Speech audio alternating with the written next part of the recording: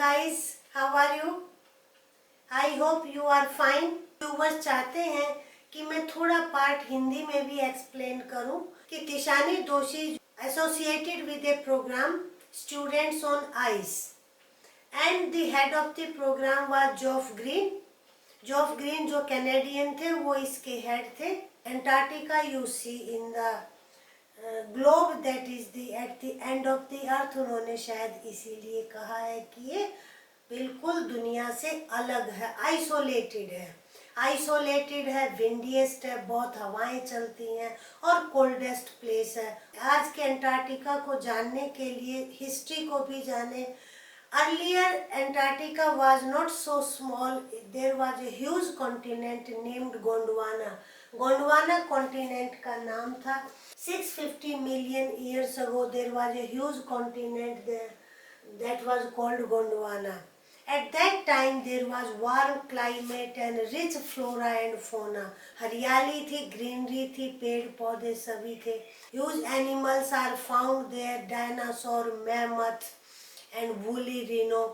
When dinosaur became extinct, जब dinosaur लुप्त हुए तब mammals came on the planets. Mammals किसे कहते हैं? स्तनधारी। और उसके बाद जो है after that human being arrived on the earth, और उसके बाद जो है वो इंसान का यहाँ पर आगमन हुआ प्लेनेट। फिर हमने ये भी बताया कि इंडिया कैसे एंटार्क्टिका का पार्ट था। ह्यूज कॉन्टिनेंट था, With passage of time it broke into pieces. उसमें से एक छोटा सा पीस टूट कर एशिया से आकर टकराया, और ये जो पीस है आप देख रहे हैं, यही पीस इंडिया बना जो आज हम रह रहे हैं। और उसके प्रेशर हिमालयस का फॉर्मेशन हुआ जो आज हिमालय पर्वत बना हुआ है। आपने सिल्क रोड में 11th क्लास में पढ़ा होगा कि वहाँ पे पूरे साइन मिलते हैं ऐसे कि भाई पहले वहाँ पे सी था, समुद्र था। उसके बाद एक और एस्पेक्ट जो मैंने पिछले वीडियो में ही बता चुकी हूँ, that is the human impact. क्या ह्यूमन बीइंग की एक्टिविटी से एंटार्क्टिका पर क्या इम्पैक्ट गया। जनसंख्या जो है बहुत ही स्पीड से बढ़ रही है। अब नेचुरली पॉपुलेशन ज़्यादा हो रही है तो उसकी नीड्स को पूरा करने के लिए जो रिसोर्सेज है, नेचुरल रिसोर्सेज का डिप्लीशन हो रहा है। हम बहुत ज़्यादा प्रेशर डालते जा रहे हैं किसके ऊपर? नेचुरल रिसोर्सेज के ऊपर, चाहे वो वाटर है, चाहे फॉरेस्ट है। और दूसरा एक फैक्टर है burning of fossil fuel, diesel, oil, petrol, coal, ये जितने भी फॉसिल फ्यूल, ये तो अब आप समझ ही रहे हैं कि कितने इनके बर्न करने से फैक्ट्रीज का जो धुआं है that is creating a blanket over the atmosphere. और उस ब्लैंकेट का कार्बन डाइऑक्साइड का होने से क्या हो रही है? धरती गर्मा रही है। इस तरीके से ह्यूमन बीइंग ने महज 12,000 साल में ही, जबकि कितने लाखों करोड़ों साल का जो एग्जिस्टेंस है प्लेनेट का, 12,000 साल में ही जो है नेचर को बहुत ज़्यादा नुकसान पहुंचाया है। आज हम बात करेंगे 2 एस्पेक्ट्स पर, that is importance of Antarctica and ecosystem of Antarctica. Debate is going on environment. हम बहुत चर्चाएं हो रही हैं, कॉन्फ्रेंसेज हो रहे हैं कि भाई ग्लोबल वार्मिंग हो रही है, इससे आइस पिघल रही है, जो कि एक बहुत बड़ा डेंजर है प्लेनेट के सर्वाइवल के लिए। राइटर सेज कि if you want to know about the present, past and future of the planet, you go to Antarctica. क्यों? क्योंकि एंटार्क्टिका पर 90% जो प्लेनेट की आइस है वो वहाँ पर मिलेगी, और जो आइस फोल्ड्स में कार्बन रिकॉर्ड्स मिलेंगे जो प्लेनेट के पास्ट को भी बताएंगे और आने वाले कल में क्या हो सकता है वो भी हमें उन्हीं आइस फोल्ड में देखने को मिलेगा। नाउ नेक्स्ट एक जो इम्पोर्टेंट एस्पेक्ट है that is the ecosystem of Antarctica. ये भी दूसरे पार्ट्स में जाएंगे, कितने तरह के पेड़ पौधे आपको देखने को मिलेंगे जो इकोलॉजिकल बैलेंस में बहुत अच्छा रोल प्ले करते हैं। ये नेचुरल बैलेंस, नेचर ने बहुत ही खूबसूरत तरीके से बैलेंस दिया हुआ है। बट अंटार्कटिका पे चूंकि बायोडाइवर्सिटी नहीं है, बहुलता नहीं है, जैविक वो है, तो बहुत वहाँ पर कोई ह्यूमन मार्कर नहीं है, मानव जिंदगी नहीं है, कोई फॉरेस्ट नहीं है, केवल ग्रीनरी का अगर हम बात करें तो एक टाइनी ग्रास आपको देखने को मिलेगी।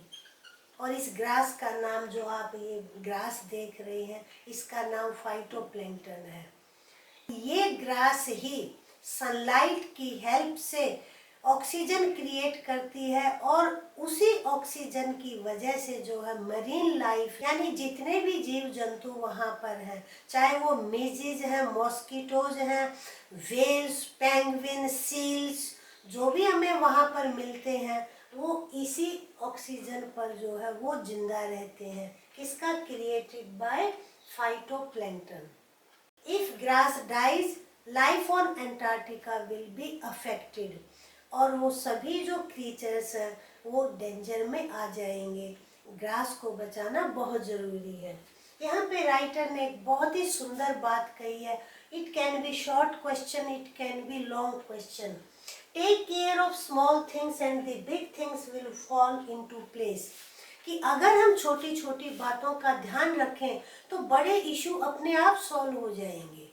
और अब आप देख रहे हैं लॉकडाउन पीरियड, ये इसका बेस्ट एग्जाम्पल है। कितने रिवर्स को वो करने में, साफ करने में करोड्स ऑफ रुपीज, कितने सालों से गंगा को साफ करना है, यमुना को साफ करना है, और डिकेड से ये कोशिश चल रही है। और देखो इस पीरियड में 1 महीना में ही वो काम अपने आप हो गया जो हम पिछले 60 ईयर्स में, 50 ईयर्स में भी नहीं कर पाए। कि हम इस छोटी सी चीज को बचाएंगे तो बिग इशू है जो life on the continent Antarctica, वो अपने आप सॉल्व हो जाएगी। उससे एक इकोलॉजिकल बैलेंस जो है वो बना रहेगा। तो ये मेन इश्यूज जो हैं वो मैंने सब आपको एक्सप्लेन कर दिए। लास्ट के पैराग्राफ में तो असल में कुछ स्नैक आ गया था, तो they walked on the ice and it was wonderful, rather divine experience for them, कि walking on the ice and seals were lying, seals आप देख रहे हैं लाइंग हियर एंड देयर, और writer felt that we all are connected, human being is connected with other life on the planet. उनका extinction, यही meaning है indirect, कि वो हमारे लिए एक अच्छा साइन नहीं है, because we are all connected. और our survival, in my opinion, human beings survival depends on the survival of other creatures on the planet. तो ये आपका लेसन है। अब कोई ऐसा इशू नहीं है जो मैंने इन 2 वीडियोस में ना टेकअप किया हो, पूरी तरीके से लेसन को एक्सप्लेन कर दिया है। If there is any difficulty you can give comments, comments में आप लिख सकते हैं। अगर आपको वीडियो अच्छा लगा हो तो लाइक करें, सब्सक्राइब करें, ना अच्छा लगा हो तो भी मुझे बताएं कि आपको ये क्यों अच्छा नहीं लगा है। Now your home task, there are some sentences, you have to tell whether the sentence is true or false. Very simple one. Antarctica is in northern hemisphere of the earth. India was once part of Antarctica. Gondwana was name of an animal. The aim of the program Students on Ice was adventure. Phytoplankton are tiny grass. Humans arrived on the earth before other mammals. There is no sign of human life on Antarctica. Tishani Doshi was the head of the program. These are your 8 sentences. I hope you will do and send your comment also. Now finish here. Thank you.